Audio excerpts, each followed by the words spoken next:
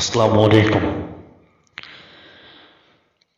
آج ہم ان لوگوں کے ساتھ مخاطب ہیں جو ارطغرل ڈرامہ دیکھ چکے ہیں۔ آپ نے دیکھا صحراؤں میں اذانیں دینے والا، جنگلوں میں نمازیں پڑھنے والا، گھوڑے کی پیٹھ پر بیٹھ کر اللہ اکبر کی صدائیں لگانے والا ارطغرل۔ آخر اس کے خاندان، اس کے بچوں کے ساتھ آخر میں کیا ہوا، اس خاندان کا انجام کیا ہوا اور کتنا دردناک تھا۔ آج کی ویڈیو میں آج ہم آپ کو اس اسلامی ہیرو کے خاندان کے ساتھ ہوئے برتاؤ کا احوال بتائیں گے، لیکن آپ سب سے گزارش ہے کہ اس سے پہلے ہمارے اس چینل کو سبسکرائب ضرور کریں اور ویڈیو کو بھی لائک ضرور کریں۔ جب مصطفیٰ کمال پاشا نے خلافت کا خاتمہ کیا تو آل عثمان کو راتوں رات گھریلو لباس میں ہی یورپ بھیج دیا گیا۔ شاہی خاندان، ملکہ اور شہزادوں نے التجا کی کہ یورپ کیوں، ہمیں اردن، مصر یا شام کے کسی عرب علاقے ہی میں بھیج دیا جائے۔ لیکن صہیونی آقاؤں کے احکامات واضح تھے، اپنے آتش انتقام کو ٹھنڈا کرنا، ان کی آخری درجے تک ذلیل کرنا مقصود تھا۔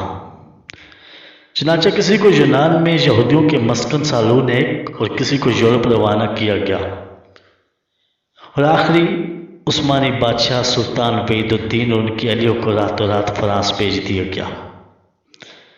ان کی تمام جائیدادیں ضبط کر لی گئیں، یہاں تک کہ گھریلو لباس میں خالی جیب اس حال میں انہیں رخصت کیا گیا کہ ایک پائی تک ان کے پاس نہ تھی۔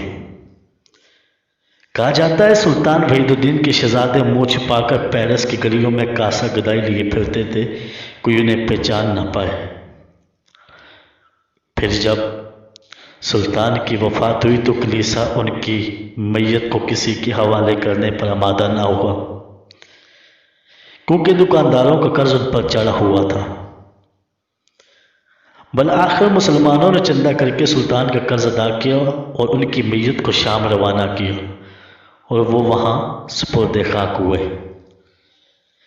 20 سال بعد جنہوں نے سب سے پہلے ان کی خبر گیری کی، ان کے بارے میں دریافت کیا، وہ ترکی کے پہلے منتخب وزیر اعظم عدنان مندریس تھے۔ شاہی خاندان کی تلاش کے لیے وہ فرانس گئے اور وہاں جا کے ان کے حوالوں کو وائف انہوں نے معلوم کیے۔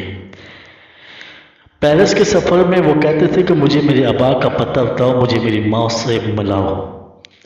بالآخر وہ پیرس کے ایک چھوٹے سے گاؤں میں پہنچ کر ایک کارخانے میں داخل ہوئے تو کیا دیکھتے ہیں، سلطان عبدالحمید کی زوجہ 85 سالہ ملکہ شفیقہ اور ان کی بیٹی 60 سالہ شہزادی عائشہ ایک کارخانے میں نہایت ہی معمولی اجرت پر برتن مانج رہی تھی۔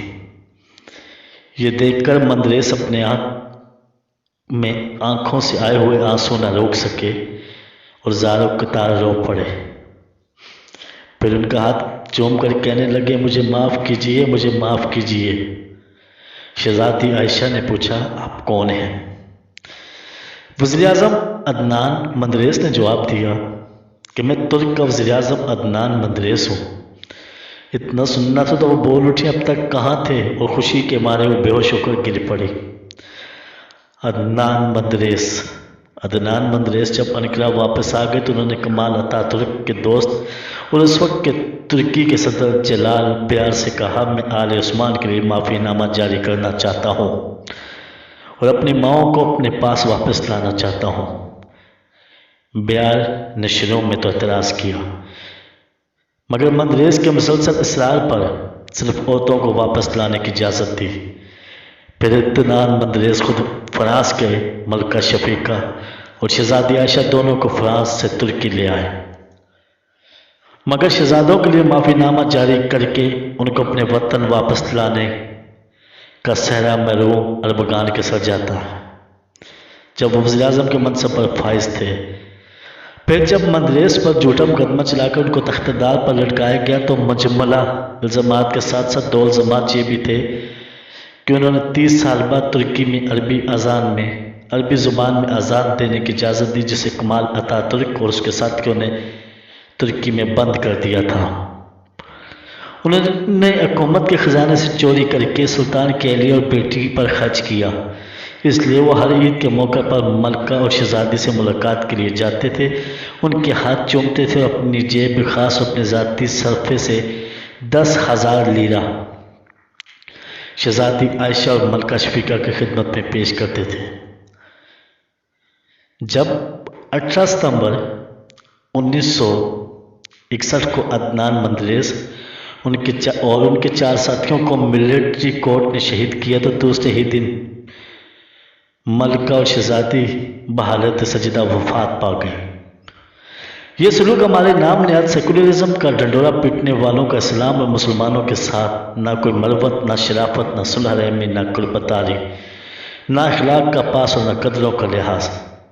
یہ جو قومیت اور وطنیت کا راگ لاپتے رہے، نعرے لگا لگا کر جن کی زبانیں نہیں رکتی، ان کا مقصد بیچ اس کے اور کیا تھا کہ اسلامی اخوت سے لوگوں کا رشتہ کاٹ دیا جائے اور اس مقدس رشتے کے تانے بانے کو بکھیر کر اس کو ایسے جاہلی رشتوں میں تبدیل کیا جائے جن میں احترام ذات مفقود ہے اور حرمتوں اور انسانی رشتوں کا کوئی پاس و لحاظ نہیں۔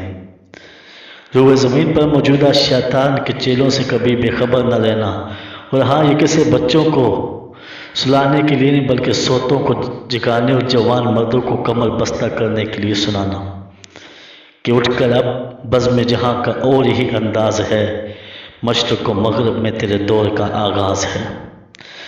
معزز ویورز، آج آپ نے یہ جانا کہ وہ شخص کہ جس نے گھوڑے کی پیٹھ پر بیٹھ کر منگولوں کی نیندیں حرام کی، صلیبیوں کے ساتھ اس نے جنگیں لڑی، اس کے خاندان کو اس کے اپنے ہی وطن میں اس کے اپنے ہی برداشت نہیں کر پائے۔ وہ جس نے ہر طرف نعرہ رسالت اور نعرہ تکبیر کی صدا بلند کی، آخر اس کا خاندان کا انجام کیا ہوا کہ 85 سالہ بزرگ خاتون نے ایک کارخانے میں برتن تک مانجے۔ مجھے دیجیے اجازت، مجھے کہتے ہیں قاسم قریشی۔ انشاءاللہ اگلی ویڈیو میں کسی نئے اسلامی اور تاریخی واقعے کے ساتھ ہم آپ کے ساتھ ملیں گے۔ اس وقت تک کے لیے آپ اپنا خیال رکھیے۔ اللہ حافظ۔